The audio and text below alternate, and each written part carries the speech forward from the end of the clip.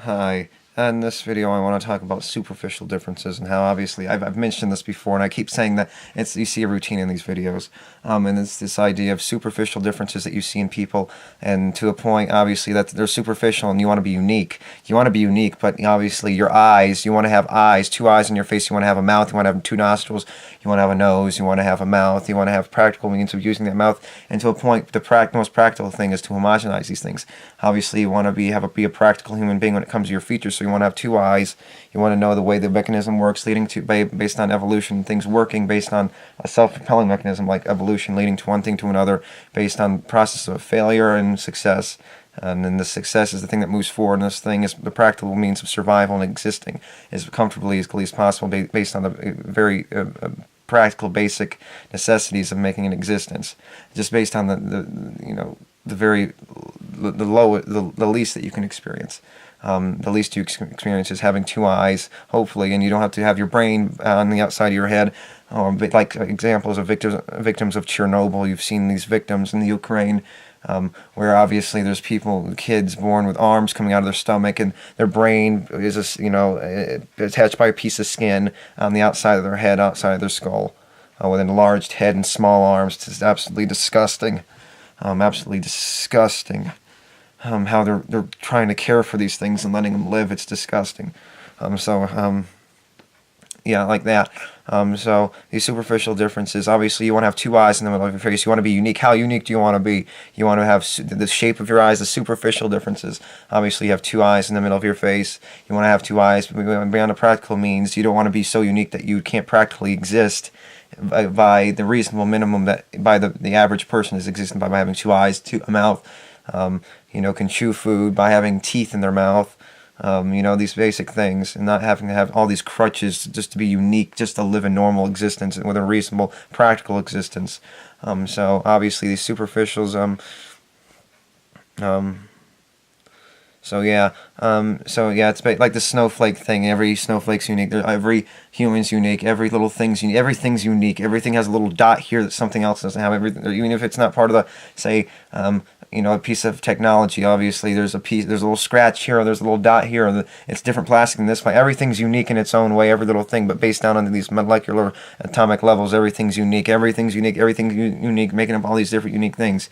But when you want to make the distinction, say, it has a pencil in this pencil is unique in this pencil because it has a dot here that's not in this pencil, or it has a scratch here, you can make it unique by scratching. All of a sudden, it's unique. Has a superficial difference. It still writes right. The practical function of it still works in the way that you want it to work. So that's the practical means. You still want it to be able to write. If the uniqueness gets in the way of the practical use or meaning or value of something, then that's when you start hinging on the fact that this is not a superficial difference, but a practical difference that starts interfering with the usefulness or the productivity that you can get out of something. So obviously, if you're missing an eye, it's not a superficial difference anymore. It's a practical difference. It's a real difference that's going to cause negativity. It's going to cause a deprivation. It's going to cause some kind of problem that you're going to have to, when awake, almost kind of compensate for. It's a practical difference. You lose an eye, you have to find some way to make up for that and the impracticality of losing an eye. So it becomes a practical difference. Obviously, when it caused me harm, but it's also caused me to only see out of one eye, or you go completely blind, deaf, like Helen Keller.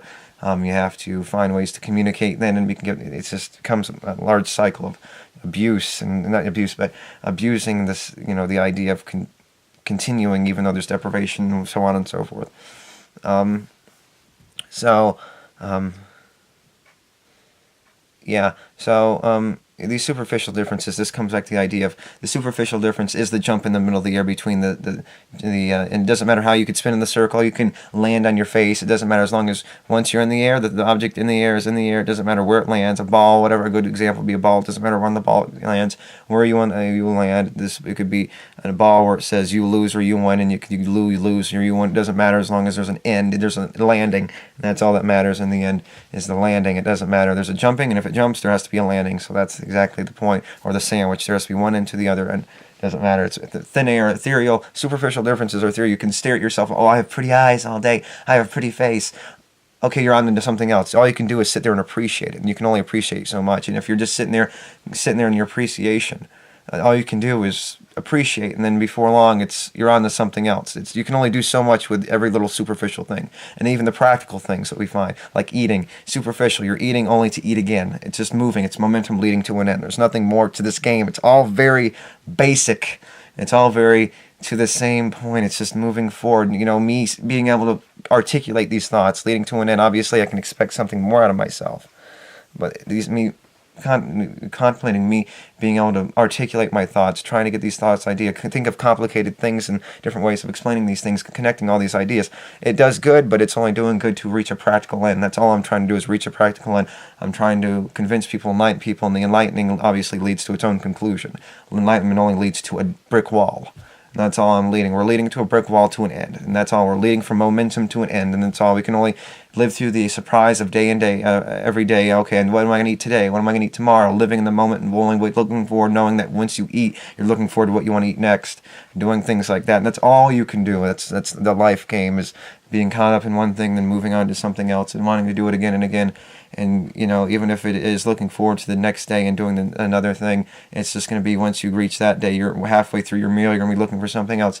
Halfway through, you're doing whatever you're doing, looking forward. Once you do something, once you're at work, you want to go home. Once you're at home, oh, I've been at home too long, I want to go to work, or whatever. Or, examples like that and circumstances like that. It's obviously it's just constantly fighting this thing. You're just do this, do that, moving forward, end, dead, the end. No context once you die. You don't know that you're dead. It's dead. Still means something once you die. What happened? There's only negative potential. And say if it's infinite recurring or whatever it may be, I have to infinitely, just example, hypothetically speaking, infinitely recur. That means I have to infinitely recur over and over again, existing the same stuff over and blah, blah, blah. And so, it's just... it just leads one thing to another, and the one thing to another leads nothing but to a brick wall where you're just sitting there grinding your teeth, and there's nothing you can do to get over. You're boiling in water, the idea of hell, where you're just sitting there boiling and blah, and there's nothing you can do to escape. You can just sit there and grind your teeth, and there's nothing you can do to escape. You're sort of stuck between you're stuck. There's nothing you can do, and that's life. Especially once you enlighten yourself. Even if you don't enlighten yourself, you're still being played by the same mechanism. You could still recognize the mechanism that's playing you. They just recognize it on a different level. Only if they're, relaxed on a beach, and such, enjoying themselves, all of a sudden they forget it, and they're simplistic. It's about the circumstances they're in. It's not about the life game. It's about the circumstances, their specific circumstances. And once those things change, all of a sudden they're, oh, I'm good. I can feel good. I'm satisfied. I get stuck in the moment. And then it's not about recognizing the game for what it is. Obviously, you can still enjoy life recognizing the game for what it is, but there's a point to where you can become so controlled by the mechanism of understanding that it can control you in understanding. And so when you really want to experience, you can't experience because there's no context to an end. And you can only experience it, and that's the idea of what makes it the idea of living over and over again. Even if you should just accept it, if this kind of idea, even if just thinking about another person existing, you dying, it's not going to prevent other people from existing unless it did happen to be, but it doesn't necessarily mean it's going to. And not understanding, that there's a distinction. That just because you say it's not going to make a difference doesn't mean it couldn't make a difference. It could make a difference. I'm just saying it doesn't mean it's going to make a difference. The idea of you dying and going on doesn't mean it's going to prevent other people from coming to conclusions, and it's not going to stop other people from existing. It could, but it's not going to. It could, but that doesn't mean it's going to. Therefore, leaving up to a possibility of practically understanding how the reality works, and so on and so forth, and how it is not practically a reasonable expectation, other than knowing based off of evidence that's going to happen. Going based off of expectation and understanding that and using that to come to conclusions. And that's not a good idea. Yeah, I mean, everything's ethereal, superficial. I look at my, I'm so pretty eyes. Okay, what does that accomplish? I mean, okay, you feel insecure because, you feel insecure because you don't have pretty eyes, then you get pretty eyes, and then, or whatever it is that you want satisfied, and then all of a sudden it's no longer good enough, and it's like you could look at pretty eyes, and it's like, no, see, you can still be insecure. You can still be insecure even if you recognize the game we're playing. You could still find something that you're deprived of. You could still find insecurity. You can still find, I could still get insecure about myself, but you still know that once you get satisfied, it's just going to be the same thing. Oh, no, it's the life game that's bothering me. Or then I have to have the medial crap in the life that has to bother me. or I have to have a broken leg bother me, and when that doesn't bother me, it's going to be something else. You can still be insecure, but when the insecurity goes away, it comes to the recognizing the life game when nothing else becomes a problem. You have some other problem taking its place. So there's nothing you could do but just be grinded up by the gears, and there's nothing you do but gnash your teeth and just accept it. And then let the non-contextualization of non-existence, let it take its course, and hopefully, um, so you're kind of just screwed. Yeah, when you want context, there's no context, and when you don't want context, there's only context. So you're just kind of stuck between a rock and a hard place. So sort of like staring at a wall, looking at pretty eyes. You're just on the next thing. It's the momentum, one thing leading to another. You eat your meal, then you're already, okay, I finished my meal, then your day is prefaced and predicated upon living long enough to eat another meal, and then you have a laugh, you have a good conversation, so you can have another meal. So you can eat, and then you can jerk off or whatever, and then you can, oh, she's pretty, oh, yeah, I can jerk off to her later, and then you move on, and it's the same routine until you die, and then it's like, I mean, when you recognize these things, they become detrimental to your psychological well-being. But that doesn't mean you still can't indulge in fantasies. And I would say I'm an aberrant when it comes to recognizing perceptually how the reality really works. And it's not just the medial things in life that get me down. It's recognizing this whole game to a certain extent based off of psychological things and recognizing this game and how they work in one, mental illness and things like that. And so that obviously works together. Things like that, yeah. So things like that obviously become a detriment once you recognize, okay, I'm drinking a milkshake, and I'm done with the milkshake. Okay, now I'm full. Oh, the pain in my stomach hurts. Then you get hungry again. I can't wait to have another next milkshake.